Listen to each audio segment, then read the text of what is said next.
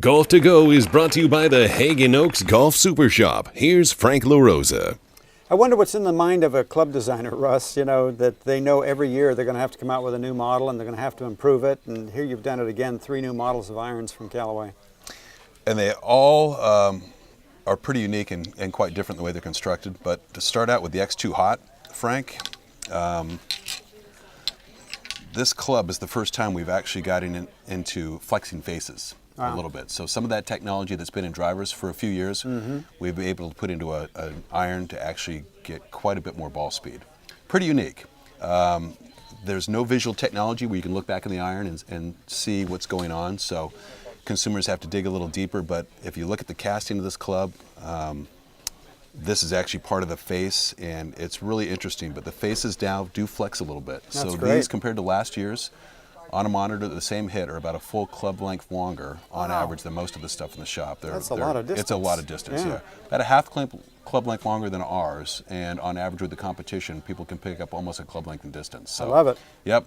So a real gain in performance with the X2 Hot irons. These have been a huge hit for us. We were able to make the club a little sleeker.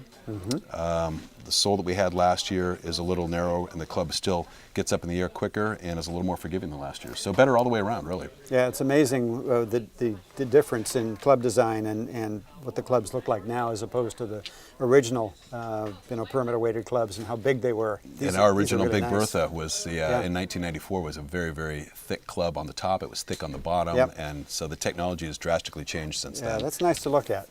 What else we got? And then we get into a little more exotic golf club, made more of a forging. These are 17.4 stainless steel. We have an Apex line, so the Apex name will stay with our forged irons. Okay. And there's 2 models of those.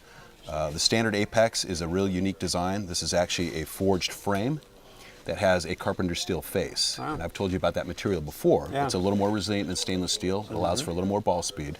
So we have a forged body, a carpenter steel face, and there's actually some polycarbonates in the back of the club that give it a little more perimeter weighting, a little more dampening.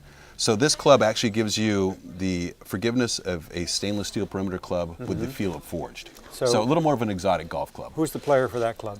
This is for the person that, to make it a car analogy, that really wants a Mercedes, I guess. Yeah. You want the performance, but you want something that has a little bit more feel, and that's what this is going to offer for a few $100s more than you would pay for a stainless steel X2 Hot set. Right, okay. We took this one step further, and we actually have categorize this as a player's iron. So this is the Apex Pro. Right. And this is a full, complete forged iron. Does not have the construction of the regular Apex. This is going to be for the person that wants a thinner top line, no offset, and more shot controllability, I guess, the ability to shape your shots with the iron. So this is going to fall into that person who is more of a 10 handicap or better. Sure.